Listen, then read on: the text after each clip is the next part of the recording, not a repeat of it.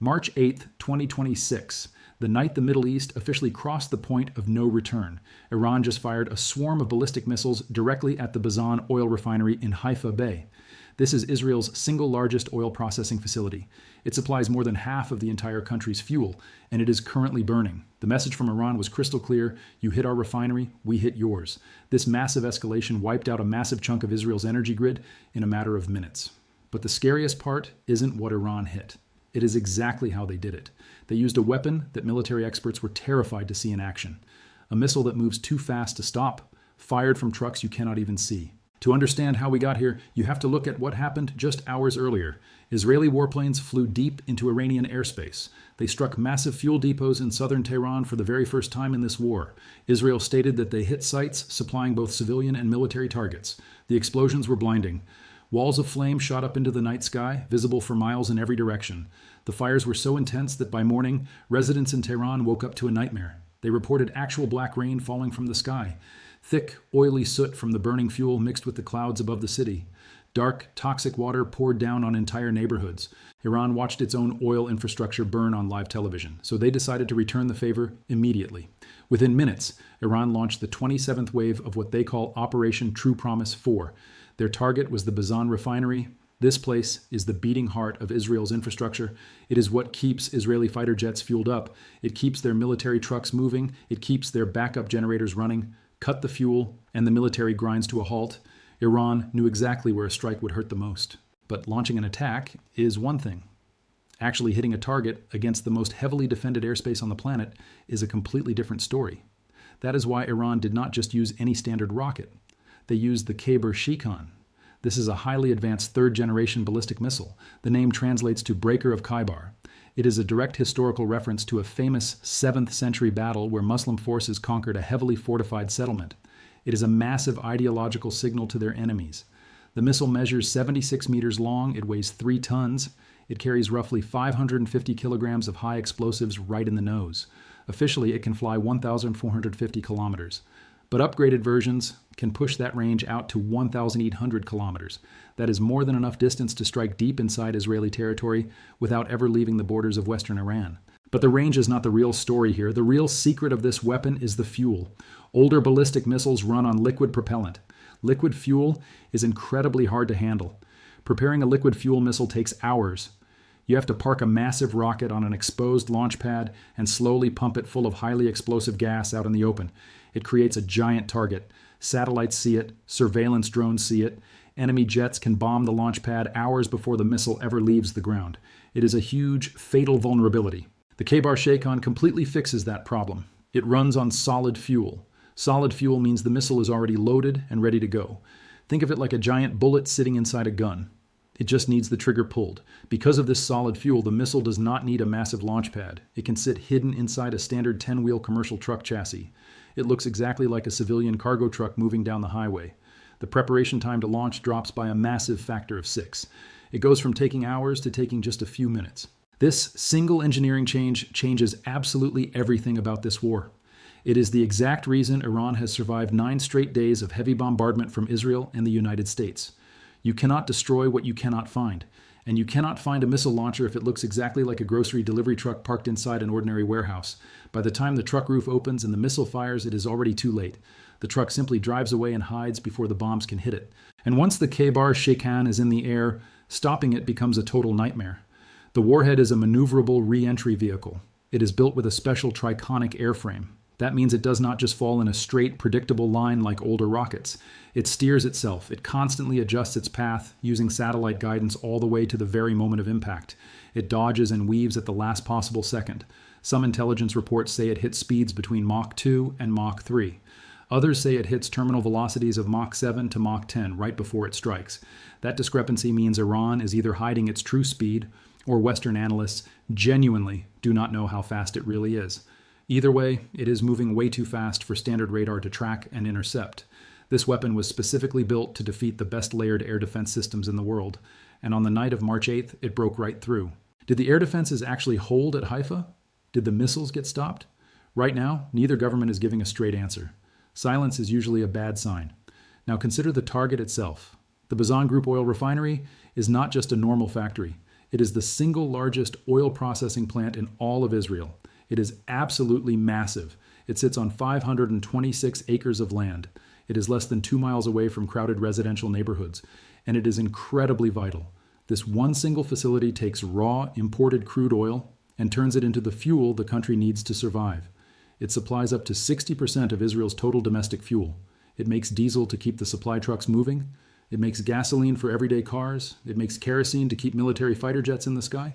It even makes the gas that regular people use for cooking. Israel only has one other major refinery. It is the Paz oil plant down in Ashdod, but it is much smaller. It only processes about 110,000 barrels a day. If the giant Bazan refinery goes offline, there is absolutely no backup plan. The smaller plant simply cannot fill the massive gap. Think of Bazan as the physical heart of the country. If the heart stops pumping blood, the entire body shuts down. Without fuel, a modern country freezes. A modern military simply cannot fight. Most people assume Israel is totally safe because of its natural gas. They found huge offshore gas fields in the Mediterranean Sea a few years ago, but that gas is completely useless right now. Why? Because those offshore rigs were already shut down. The government turned them off as a strict safety precaution the moment this war started on February 28th. They even stopped pumping exported gas to Egypt. Israel's energy grid was already operating in a state of total emergency. They were already bleeding energy long before a single Iranian missile ever landed at Haifa Bay. And here is the scariest part for the Israeli government. This is not the first time this exact target was hit. Back in June 2025, during a brutal 12-day war between Israel and Iran, the Bazan complex took a direct hit. It was absolutely devastating. 3 employees died. The giant power station inside the refinery was destroyed. That station is what makes the steam and electricity needed to run the massive plant. Without it, everything stopped. All operations shut down instantly. The company was forced to report the massive damage to the Tel Aviv Stock Exchange. Trading for the company's stock was totally suspended. The Energy Ministry said it would take 2 full weeks just to get basic operations running again. Massive pipelines were broken. Power lines were snapped in half. The expensive machines that actually processed the fuel were ruined. They eventually fixed it, but the damage was already done. The strike proved a massive point. It exposed a glaring weakness for the entire world to see. It proved that the ultimate shield could be broken. So when Iran launched these new, highly advanced missiles at the same complex 9 months later, they knew exactly what they were doing. They were hitting a target they already knew they could break. Right now, the Israeli military is staying very quiet. They will not officially confirm or deny how much damage was actually done on the night of March 8th. But this matches exactly what they did back in June 2025. Back then, it took days for the harsh truth to come out. The public only found out the real damage when the stock market forced the company to file official paperwork. If history repeats itself, expect a very quiet, late-night filing to the stock exchange in the next 48 to 72 hours.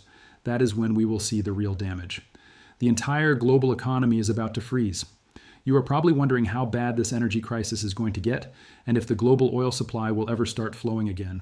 I am going to show you exactly how this impacts the entire planet in just a minute. But first, we have to look at the massive, bloody escalation that forced this refinery strike to happen in the first place. This whole nightmare started on February 28th. The United States and Israel launched massive joint strikes on Iran. They called it Operation Epic Fury. The goal was total decapitation. They successfully killed Iran's supreme leader, Ali Khamenei. They killed his family members. They wiped out senior military commanders. But the collateral damage was immense. In the first few days alone, they dropped bombs on 26 of Iran's 31 provinces. They ran over 2,000 separate, highly destructive strikes. The human cost has been staggering. By day 9, the Iranian Red Crescent reported over 2,300 Iranians dead. That number includes almost 200 young children. In Lebanon, Israeli strikes killed over 120 people. Nearly 100,000 innocent people were forced to flee their homes in terror. 7 American soldiers are dead. One strike hit a primary school. At least 160 people were killed in that single tragic explosion. Most of the victims were little girls between the ages of 7 and 12. It was an absolute tragedy. UNESCO called it a grave violation of humanitarian law. Human Rights Watch demanded an immediate war crimes investigation. Iran did not just sit back and take the hits. Their response has been totally relentless. By March 5th, Iran's military reported launching over 500 ballistic missiles. They launched nearly 2,000 suicide drones. But here's the massive twist. They did not aim all of them at Israel. Only 40% went to Israel. The other 60% were fired directly at American targets scattered across the Middle East. Iran made it very clear to the world. They consider the United States their primary enemy in this war. They want to punish American assets first. They fired at everything. Tel Aviv, Jerusalem, the USS Abraham Lincoln aircraft carrier, a naval destroyer floating in the Indian Ocean. The headquarters of the U.S. Fifth Fleet is in Bahrain, massive air bases in Qatar and the United Arab Emirates. Nowhere was safe. But the real danger is not just falling bombs. The real danger is the water. The Strait of Hormuz is a narrow strip of ocean. It is the single most important waterway on Earth. A massive portion of the world's oil floats through that tiny gap every single day. And right now, it is an active war zone. A high-ranking Iranian commander went on television and made a terrifying threat. He said the strait is officially closed. He said any ship trying to pass through will be set on fire. The global shipping industry panicked instantly. Usually more than 100 giant oil tankers pass through that strait every single day. On March 1st, that number dropped to 4, just 4 ships, and 3 of them belonged to Iran. By the middle of the week, traffic was basically at 0. Unless a ship was flying an Iranian or Chinese flag, it simply did not move. More than 150 massive commercial ships just sat anchored outside the strait. They were completely stuck. They were too terrified to cross. The main artery of the global economy was completely severed. On March 5th, Iran changed the rules of the ocean. They announced that the Strait of Hormuz was only closed to their enemies. Ships linked to the United States, Israel, and Western allies were completely banned. But if you were friendly to Iran, you were safe. Chinese cargo ships sailed right through the danger zone. One giant ship literally broadcast the words China owner on an open public radio channel. A Turkish oil tanker announced it was Muslim-owned and operated. Iran let them both pass without a single scratch. Let me explain why this tiny strip of water matters to your everyday life. 20 million barrels of oil move through the Strait of Hormuz every single day. That is 1/5 of the entire global oil supply. Imagine a giant garden hose that fuels the whole world. Iran just stepped on the hose. 84% of the oil flowing through that corridor goes straight to Asia.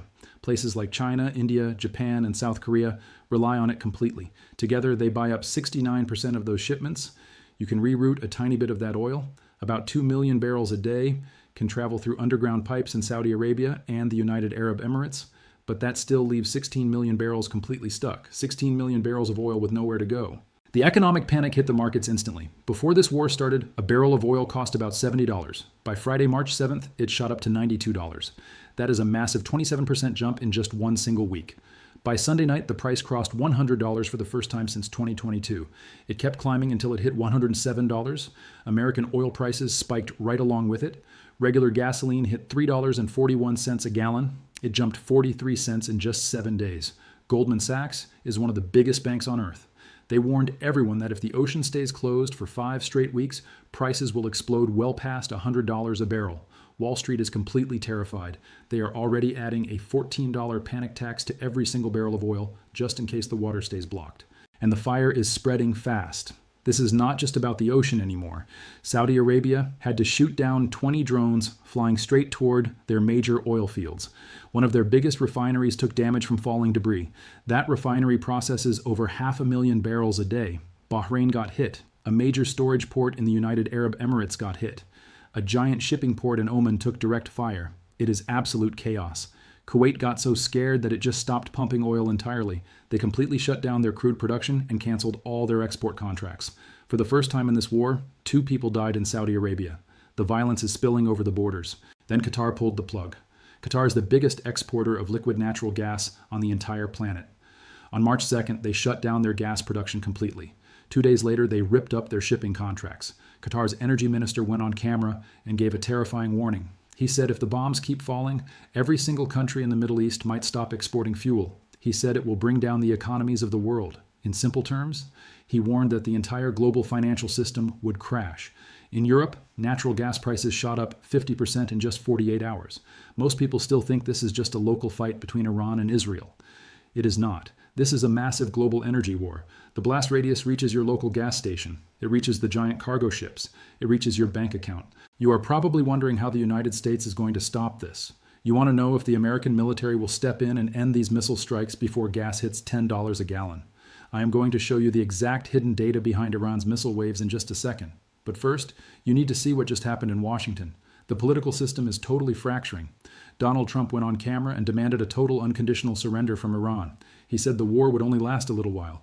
He also said he was not worried about the rising price of gas. The White House believes it will take 4 to 6 weeks to win this war. When reporters asked Trump about the blocked ocean, He brushed it off. He said it was the ship's own choice not to cross. He even claimed the American military had already wiped out the entire Iranian navy. But inside Iran, the story was completely different. On March 8th, Iran's leaders held an emergency meeting.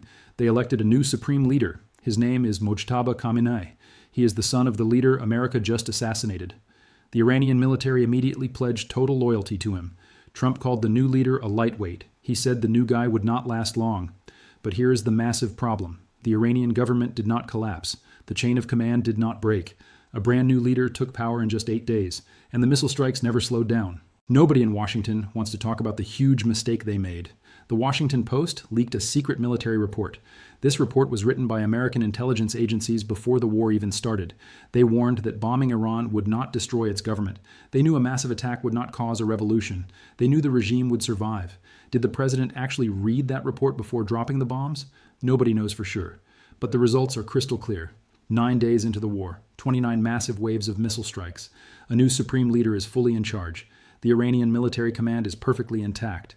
Iran's president went on television and promised they will never surrender. If you look at the timing of the missiles, you see the real danger. During the first 4 days of the war, Iran slowed down their attacks. Military experts thought Iran was running out of bombs. They assumed Iran was rationing their weapons because the cupboards were bare. But then waves 25 through 29 hit. They hit incredibly hard, and they hit incredibly fast. Iran suddenly unleashed completely different weapon systems. They fired the Kheibar Shekan, the Fatah, the Ahmad, the Khorramshahr 4. They even fired a brand new mysterious missile called the Etimad. Nobody outside of Iran had ever seen it before. This leaves military experts with 2 terrifying options. Option 1, Iran has a secret stockpile of missiles that is way bigger than anyone ever guessed. Option 2, Iran is throwing every single weapon it has left in one massive, desperate final push. Either way, it is a nightmare scenario. Both answers mean massive destruction is coming. Share this information with anyone who still thinks this war is fully contained, because on Saturday night, both sides blew up each other's oil supply in the same hour. A war without an exit strategy is not a military operation. It is a suicide pact. Imagine 2 massive freight trains speeding straight at each other on the same track. Both conductors have completely blindfolded themselves. Both conductors have shoved a heavy brick right onto the gas pedal. Neither train can stop. Neither train can swerve out of the way. That is exactly what is happening in the Middle East right now. The pure military momentum has completely taken over, and military momentum does not negotiate. It does not sit down at a fancy table and sign peace treaties. It just demands more blood, more fire, and more destruction until there is absolutely nothing left to burn. The politicians in Washington thought they could easily control this. They assumed dropping a massive wave of bombs would force Iran to surrender instantly. They were totally wrong. The politicians in Tehran thought that hitting an Israeli oil refinery would force Israel to back down in fear. They were totally wrong too. Now both sides are trapped in a deadly staring contest. Neither side can afford to blink. If Israel stops fighting, they look weak to their enemies. If Iran stops fighting, their brand new leader looks weak to its people. So, the heavy missiles will just keep flying. But while the entire world is staring in complete shock at the burning oil refineries, and while Wall Street panics over the blocked cargo ships, everyone is completely missing the real threat. The most dangerous move of this entire war just happened in absolute secrecy. Israel knows their energy grid is failing. They know their ultimate defense shields can be broken, so they just quietly activated a highly classified shadow protocol. Late last night, the Israeli military started pulling its most secretive weapons out of deep underground bunkers. I am talking about the Jericho 3 missile system. This is not a normal rocket. This is a doomsday weapon. It is an intercontinental ballistic missile. In simple terms, it is a giant, unstoppable rocket designed to carry a heavy nuclear bomb across the planet in a matter of minutes. The Israeli government refuses to even publicly admit this weapon exists. They keep it completely hidden from the rest of the world. But newly leaked satellite images show something terrifying. These massive launchers have just been rolled out into the open desert. They are being fueled up. They are being prepped for launch.